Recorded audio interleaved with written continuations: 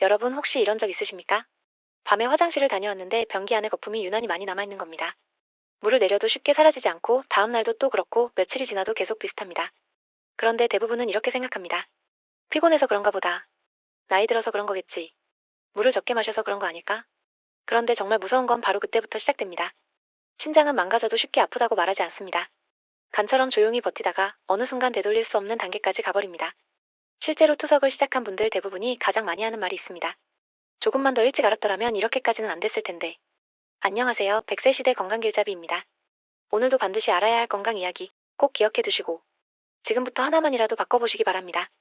오늘 이야기는 꼭 끝까지 들어보셔야 합니다. 왜냐하면 여러분이 매일 보는 소변 거품 하나가 신장이 보내는 마지막 신호일 수도 있기 때문입니다. 그리고 오늘은 단순히 겁주는 이야기를 하려는 게 아닙니다.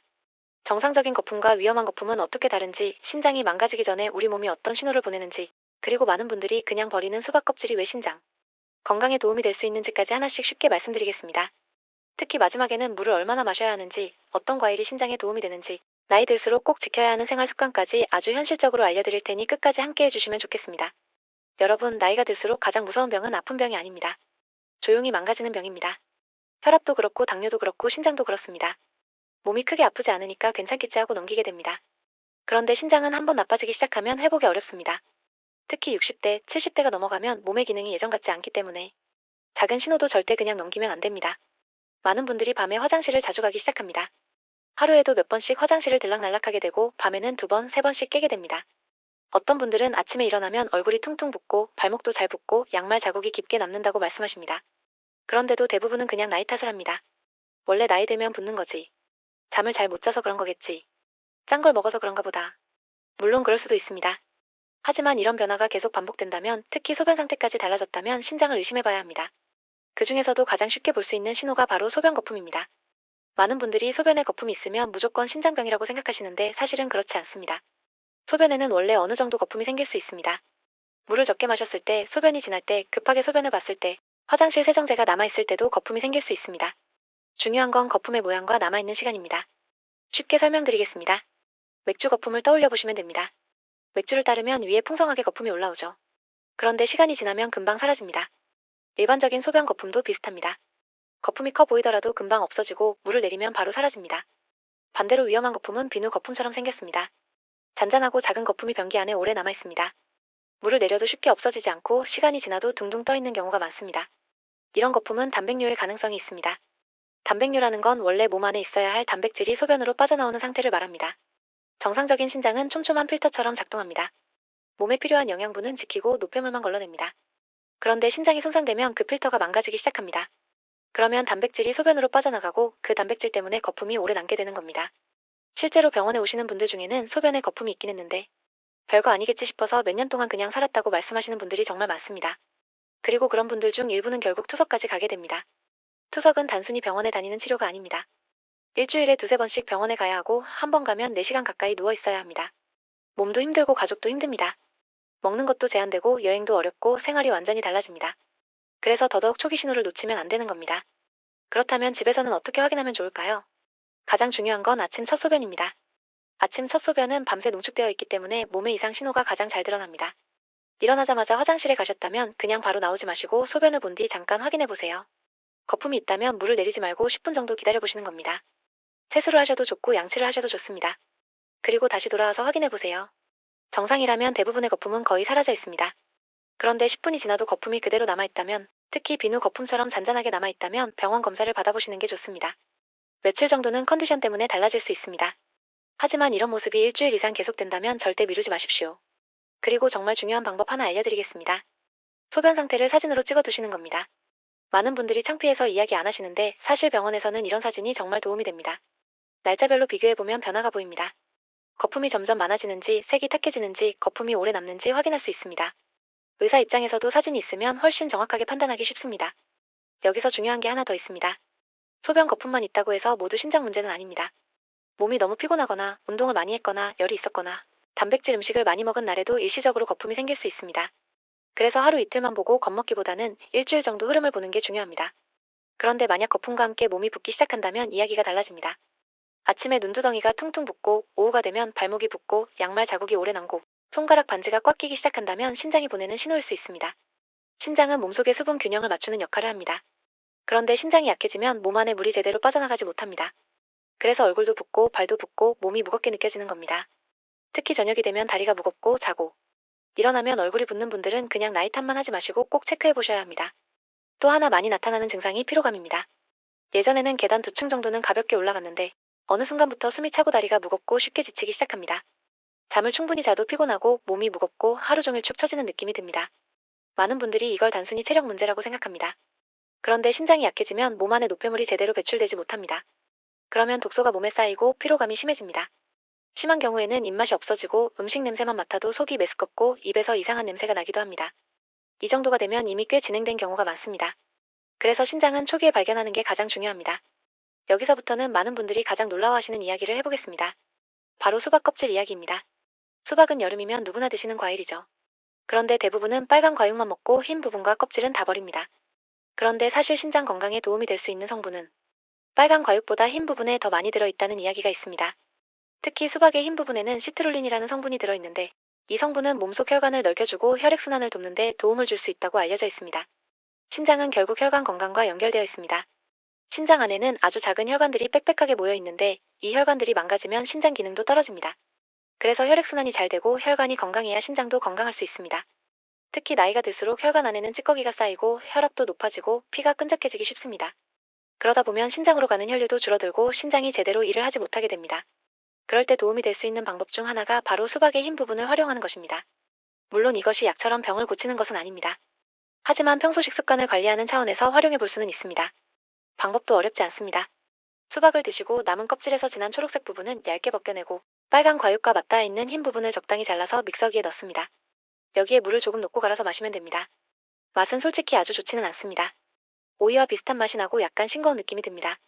그래서 어떤 분들은 사과를 조금 넣어서 갈기도 하고 레몬즙을 아주 약간 넣어서 드시기도 합니다. 다만 당뇨가 있는 분들은 꿀이나 설탕을 넣는 건 피하는 게 좋습니다. 그리고 중요한 건 갈아놓은 뒤 오래 두지 않는 겁니다. 시간이 지나면 맛도 변하고 영양도 떨어질 수 있기 때문에 바로 갈아서 바로 드시는 게 좋습니다. 아침 공복에 한 컵 정도, 저녁 식사 전에 한 컵 정도 나눠서 드시는 분들도 있습니다. 하지만 여기서 꼭 말씀드리고 싶은 게 있습니다. 수박 껍질 주스가 몸에 좋다고 해서 너무 많이 드시면 안 됩니다. 무조건 많이 먹는다고 더 좋아지는 건 아닙니다. 몸에 맞지 않는 분도 있고 배가 차가워지거나 설사를 하는 분들도 있습니다. 특히 신장이 많이 나쁜 분들은 칼륨 조절이 중요하기 때문에 반드시 의사와 상의하셔야 합니다. 신장이 좋지 않은 분들은 과일도 함부로 많이 드시면 안 되는 경우가 있기 때문입니다. 그래서 오늘 말씀드리는 내용은 건강한 분들이 예방 차원에서 참고하는 정도로 생각하시는 게 좋겠습니다. 그리고 신장 건강에 도움이 되는 과일은 수박만 있는 게 아닙니다. 첫 번째는 사과입니다. 사과는 정말 흔한 과일인데 의외로 몸에 좋은 성분이 많습니다. 특히 껍질에 풍부한 펙틴이라는 식이섬유가 중요합니다. 이 펙틴은 장 속 환경을 좋게 만들고 몸속 노폐물이 빠져나가는 데 도움을 줄 수 있습니다. 나이가 들수록 장이 느려지고 변비가 생기기 쉬운데 변비가 심하면 몸이 더 무겁고 피곤해질 수 있습니다. 또 장 건강이 나빠지면 몸속 염증도 쉽게 생길 수 있습니다. 그래서 아침에 사과 한 개를 껍질째 먹는 습관은 건강 관리에 도움이 될 수 있습니다. 다만 사과도 당분이 있기 때문에 한 번에 너무 많이 먹지는 마십시오. 중간 크기 사과 한 개 정도면 충분합니다. 치아가 안 좋으신 분들은 얇게 썰어 드시거나 강판에 갈아서 드셔도 괜찮습니다. 두 번째는 크랜베리입니다.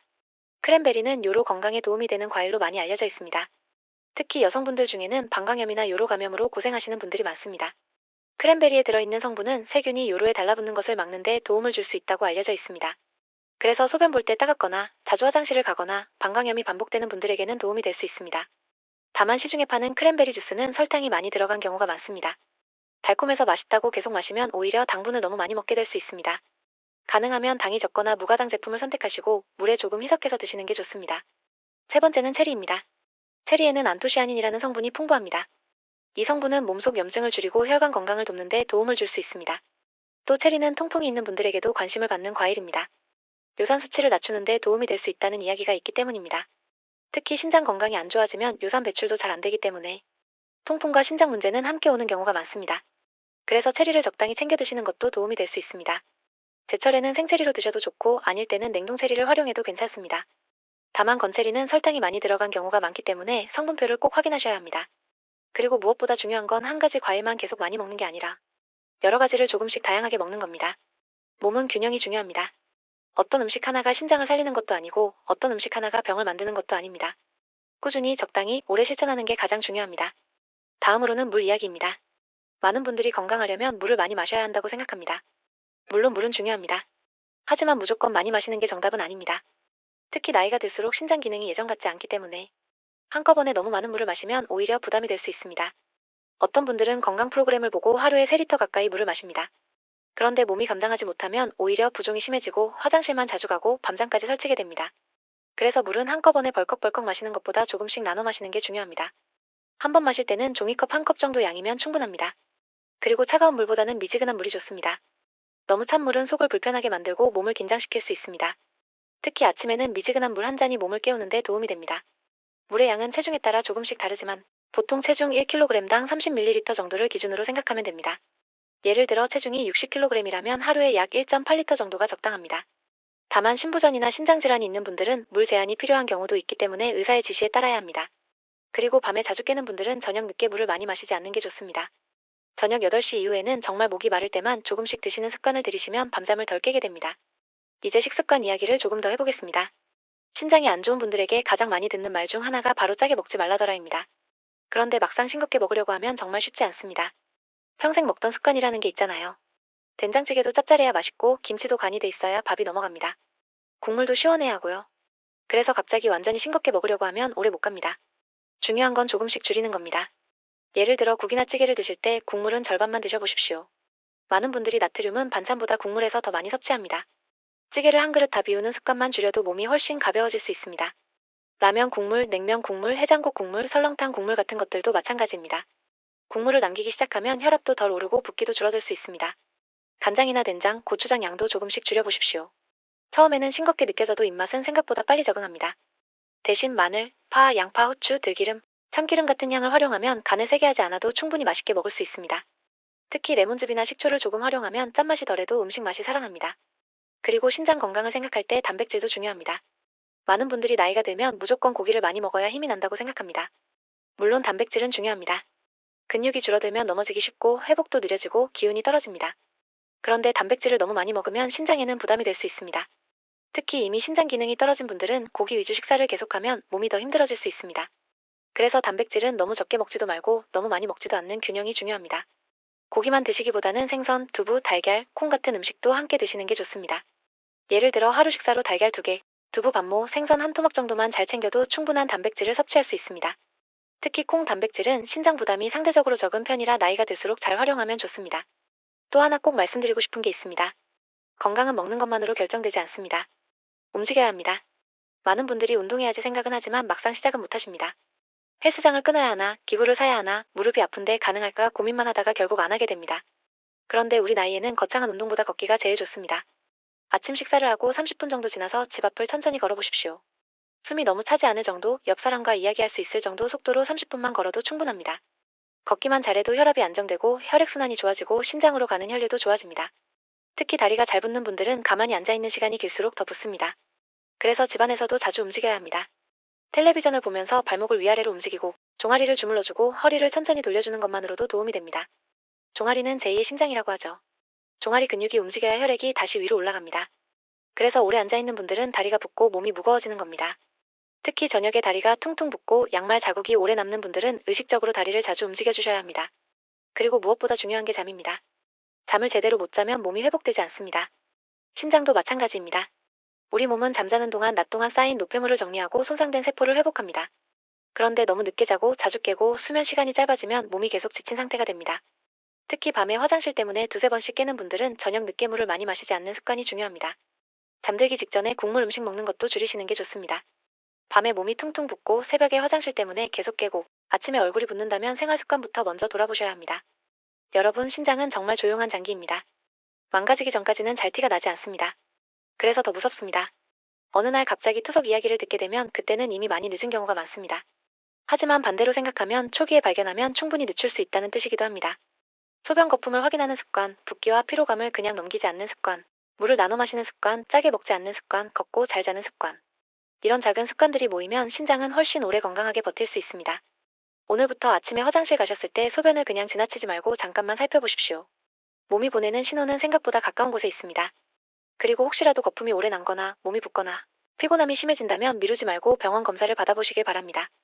검사 받는다고 손해보는 건 없습니다. 오히려 그때 한번 가볼 거라는 후회를 막을 수 있습니다. 여러분이 오늘 이 영상을 보신 것만으로도 이미 첫걸음을 시작하신 겁니다. 이제 중요한 건 실천입니다.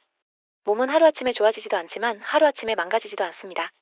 작은 습관 하나가 쌓여서 건강한 노후를 만들고 반대로 작은 방심 하나가 몇 년 뒤 큰 후회가 될 수 있습니다.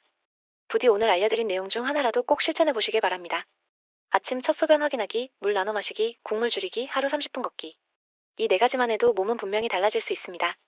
여러분 모두 건강한 신장으로 오래오래 편안한 노후 보내시길 바랍니다. 여러분의 작은 습관 하나가 10년 뒤 건강을 바꿉니다. 제가 여러분께 바라는 건 거창한 건강이 아닙니다. 아프지 않는 것, 편하게 잠드는 것, 오래 걷는 것, 그 소박한 건강을 지키는 방법, 앞으로도 계속 전해드리겠습니다. 도움이 되셨다면 가족과 주변에 꼭 함께 공유해주시고 구독과 좋아요로 응원해주세요. 100세 시대 건강길잡이였습니다.